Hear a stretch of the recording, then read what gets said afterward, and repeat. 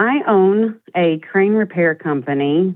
We have about 7 employees, and we're bringing in a little under $1 million a year. However, we've been struggling with cash flow because we have around $200,000 in vendor debt. What would be the best way to attack this while keeping the business running? Train repair, as in locomotives? No, like construction cranes. Oh, crane. Crane, I'm, yes. I'm a little deaf. I'm sorry. Okay. Crane repair. Okay. But people aren't paying you on time. You said you have a cash flow problem. Why? It's going through the winter months and everything. It's definitely slowed down.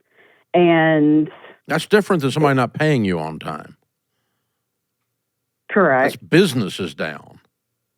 Yes, and it's business is down, and then we've branched off and started doing business for the government, and their net terms are a little bit, long. What's long?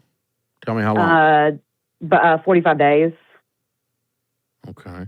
That's not too bad. Because typically with us, we are due upon receipt. Yeah, but I mean, if you get your money 45 days later and you paid your vendor for that job within that 45 days, they're not pissed. Correct. And this is also, the vendor debt that I have is from 2023. When my master technician, he had a accident and fell from a crane. So that, hit the business really hard. And why does that create, that's a horrible thing, but why does that create vendor debt? I don't understand. Because of all of the vendor bills that I had that I was on net 30 terms with them, I have not been able to, I wasn't able to pay those vendors back in a timely manner. And now I am. Okay, so you had one technician and so all revenue stopped? I mean, pretty close to it, yes. I mean, we went from making $60,000 to $80,000 a month to about 15 to 20. Okay, because this one guy was your cash cow and got hurt. Yes, I mean, because we only have 2 technicians that actually go out and work. And that's still the case? That is still the case. Okay, and but this $200,000 is old debt. It is old debt, correct. If you used a vendor service today, you would pay them within 30 or 45 days, right? We pay them immediately now. Yeah. Well, I mean, not on the government jobs because you don't have the money. Correct. That is true. So within 45 days on the government jobs and immediately otherwise. Correct. Okay. So you don't really have a cash flow problem. You have an old debt that's hovering from an accident that happened and cut cash flow down temporarily 2 years ago. Okay. Yes. Is that correct? That is correct. Okay. I'm trying to make sure I got a full picture here. Okay. So are you still using any of the vendors that you owe $200K to? A couple of them, yes. Okay. I think I'm going to take the $200,000 and put it into 2 different buckets. Okay. Bucket 1 is vendors I still work with. Bucket 2 is vendors I don't work with anymore. Okay. For whatever reason.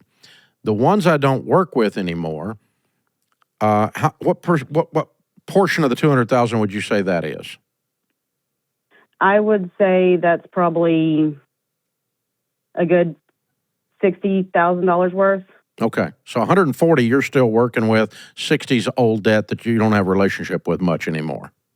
Correct. Okay. All right. I'm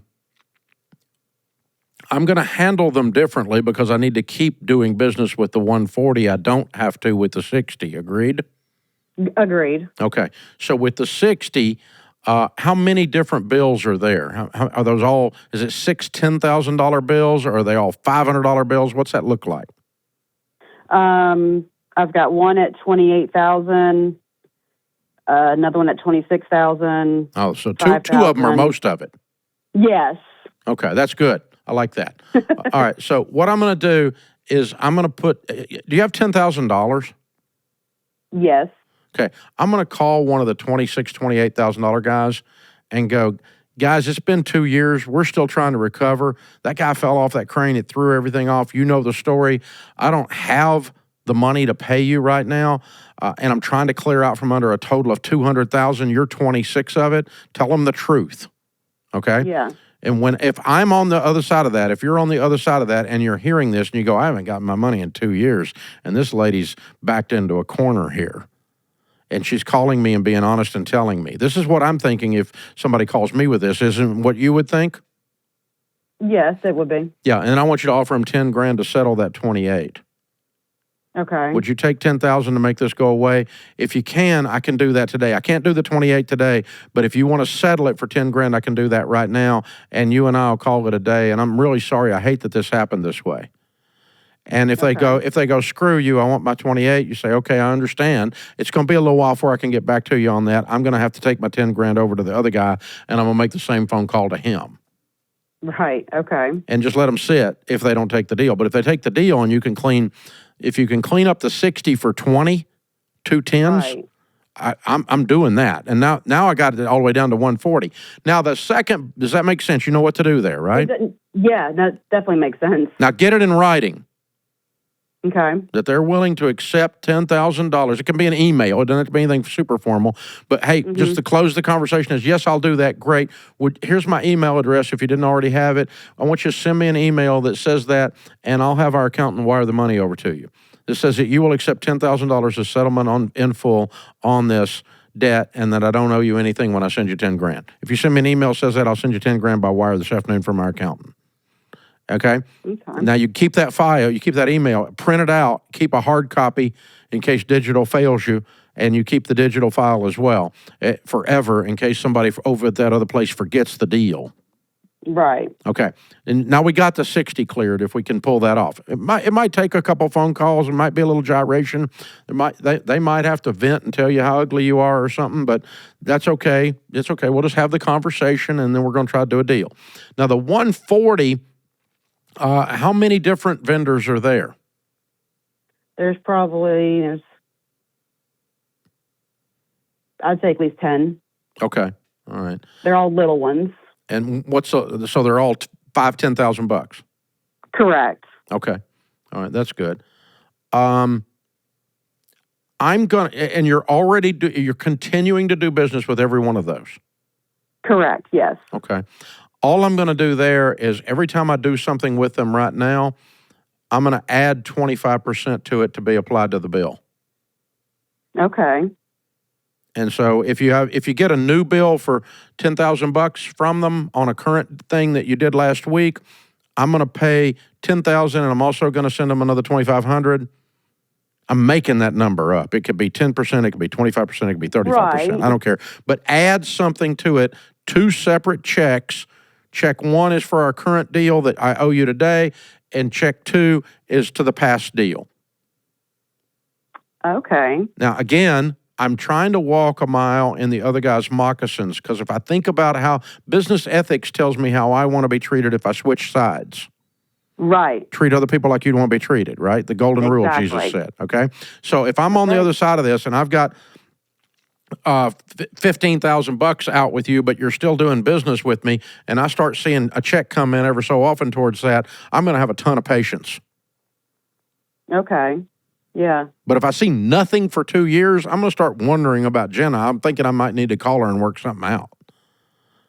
And I'd rather Jenna just start sending me some money.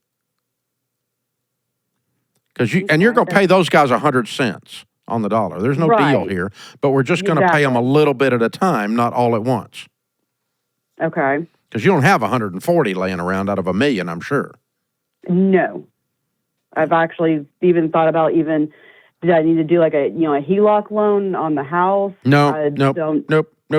Vendor debt's better than HELOC debt. Okay. Because if you get in trouble, you can always call them up and do the same thing with them and try to give them pennies on the dollar. But I hate to do that on an existing, ongoing relationship, don't you?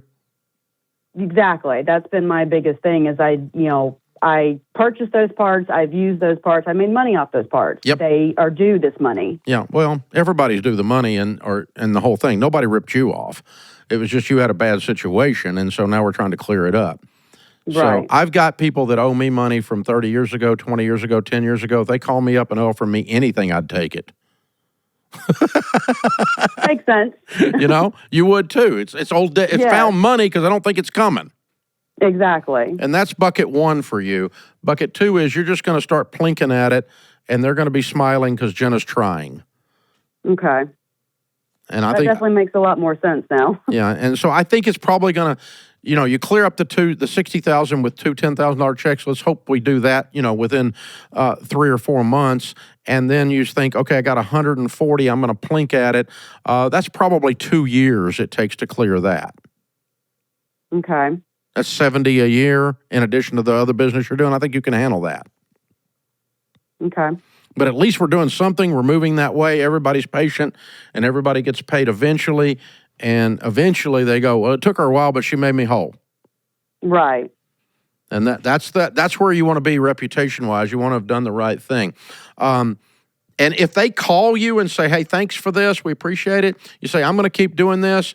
If you'd rather do some kind of deal and give me a discount, I'll try to scratch up the cash and knock the whole thing out if you give me a discount. I'd offer them that.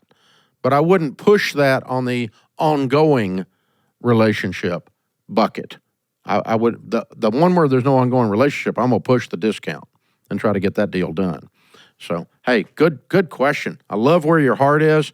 I love that you're fighting and scrapping your way through this. You're the kind of people that give people jobs in America. You're the backbone of this country. You're a hero. I appreciate you calling in.